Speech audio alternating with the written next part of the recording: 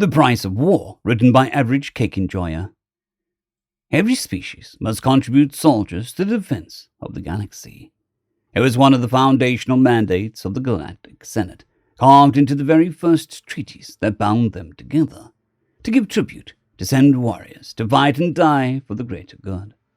So when humanity was welcomed into the galactic community, the expectation was simple: send their armies, but humanity refused. They did not plead weakness, as the Centauri had done. They did not claim religious exemption, like the monks of Tauri. They did not offer money in place of soldiers, as the merchant princes of Vul had tried. They just simply declined. The humans sent only one message to explain themselves. We will build your ships, we will manufacture your weapons, we will supply you with food and medicine, we will treat your wounded, we will even rebuild the planets your walls destroy, but we will not kill for you. The Senate reeled at their refusal. The Kree warband, steeped in centuries of martial tradition, branded them as cowards, too weak to fight for themselves. The Sci-fi Dominion called them vultures, parasites only looking to profit from their conflicts. The query, their history plagued with bloodshed, simply asked, why? Humanity's answer was simple: because we remember. To the galaxy, war was a necessary evil. Wars were fought over resources, territory, ideology, the natural order of things. But to humans, each war was a monument to their failures. Every battle a testament to diplomacy's collapse. Each death a needless waste of life. So they held their ground. The Senate tried to force their hand, economic sanctions, political isolation, trade restrictions. But somehow, humanity not only survived, they thrived. Their automated factories produced goods of unmatched quality. Their medical techniques advanced beyond anything the galaxy had seen.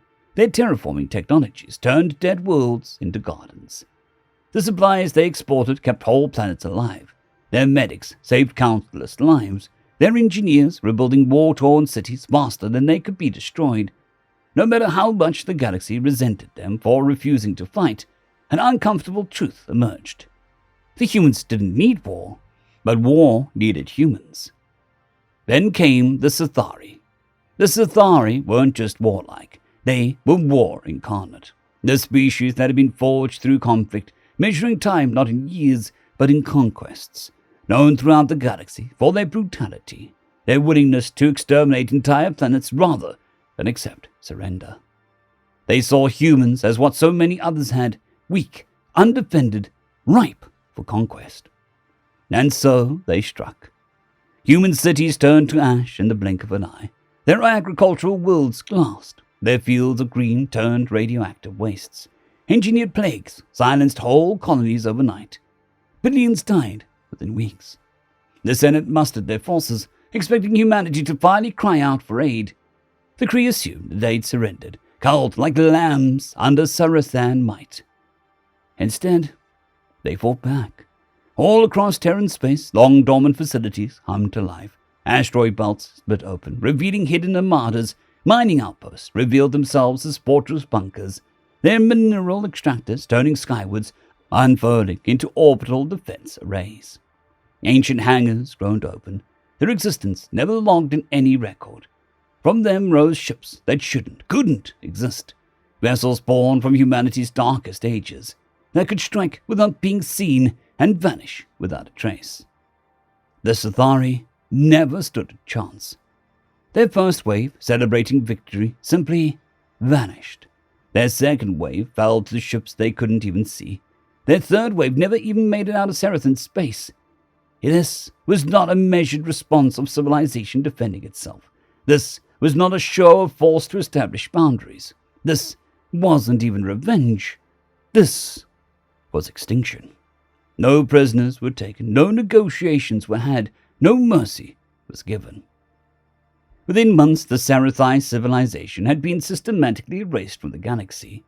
Their worlds were erased, their people scattered across the stars, their very existence reduced to a warning into history. And when it was over, humanity's weapons disappeared as quickly as they had emerged. Their devastating armadas vanished into the void, their fortress worlds once again becoming peaceful mining colonies and agricultural centers. They returned to building, to healing, to creating. But now the galaxy understood.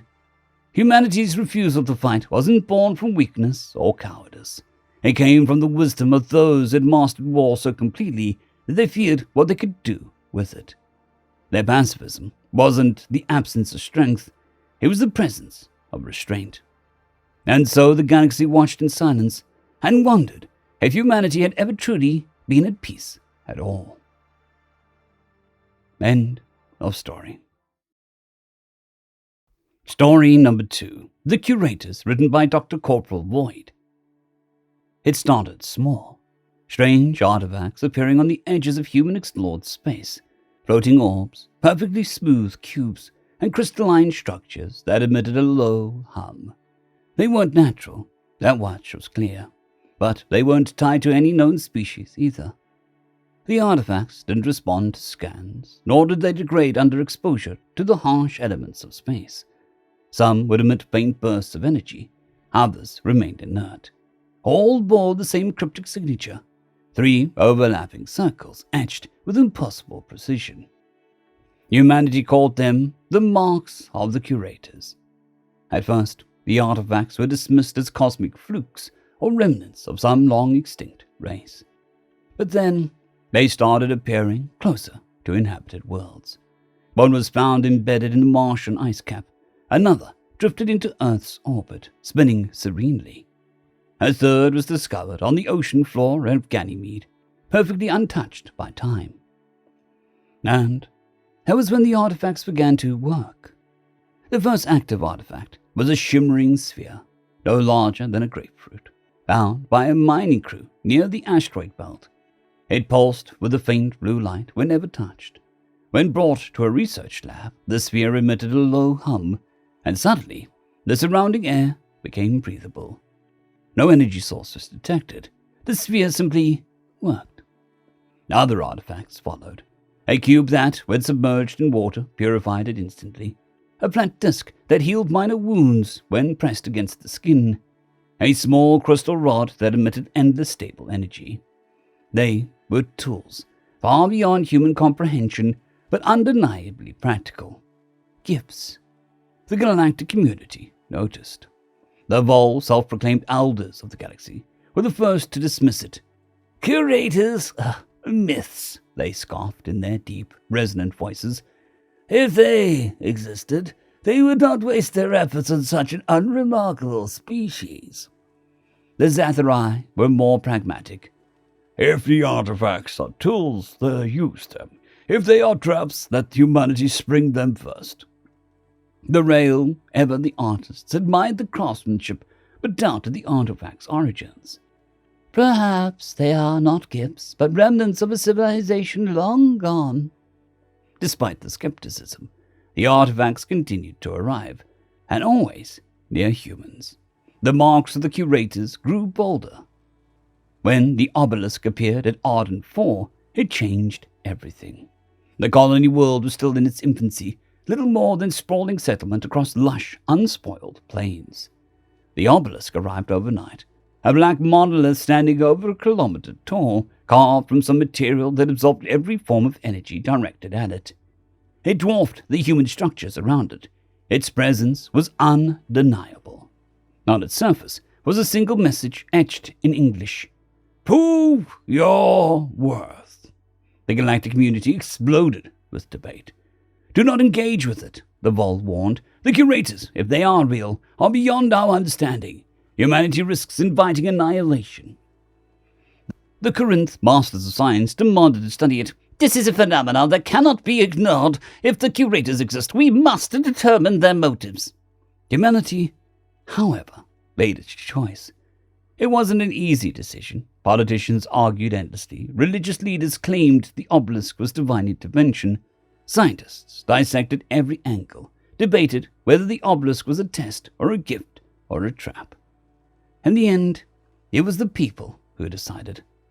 We didn't come this far to turn away now, one columnist declared in a live broadcast from Arden 4. If this is a test, we'll pass it. If it is a trap, we'll spring it. But we won't run. That's not who we are. the decision was made. The expedition to the obelisk brought together humanity's brightest minds. Engineers, linguists, mathematicians, soldiers, each contributed their expertise. The entire operation became a symbol of human unity, the kind of collaboration that rarely happened under normal circumstances. The obelisk itself was inert, its surface unyielding, until the team began working together.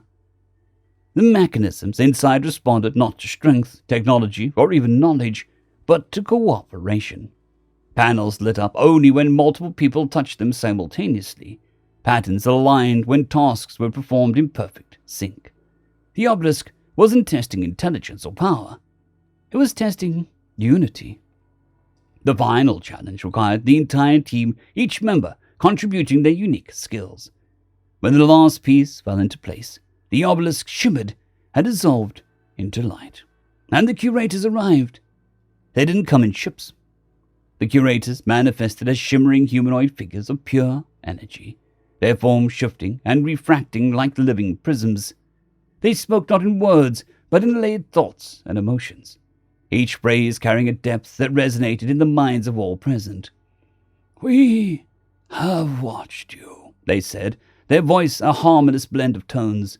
"We have seen your struggles, your failures, your triumphs. You are young, but you are worthy." Humanity stood in stunned silence. The galaxy's most enduring myth stood before them, acknowledging their existence. The curators explained their purpose. They were the preservers of knowledge, the watchers of countless civilizations. Their artifacts were gifts designed to guide and uplift those who proved themselves capable. "You are flawed," the curator said. "You are reckless, divided, and fragile. But you're also resilient, creative, and, most importantly, you hope. In the face of despair, you rise. This is why we chose you." When the curators vanished, they left behind no trace of their visit. But the artifacts stopped appearing. Humanity was left with a simple message engraved where the obelisk had once stood: "Prove your worth." It wasn't a gift. It wasn't a command. It was a challenge. The galactic community struggled to process what had happened. The Vol were humbled, the Corinth were fascinated, and the Zerathi grew wary. And humanity, we didn't waste time celebrating. We got to work. Because for the first time in our history, we weren't fighting for survival. We weren't striving to prove ourselves to others. We were fighting to prove that we could be better. In the end, it wasn't our strength or intelligence that made us worthy. It was our humanity. End of story. I would like to thank our T5 members and patrons: Casper Arnholtz, John Creighton, Vidmori, 050, Dragzoon WRE, and Elijah Silvercross. Thank you very much.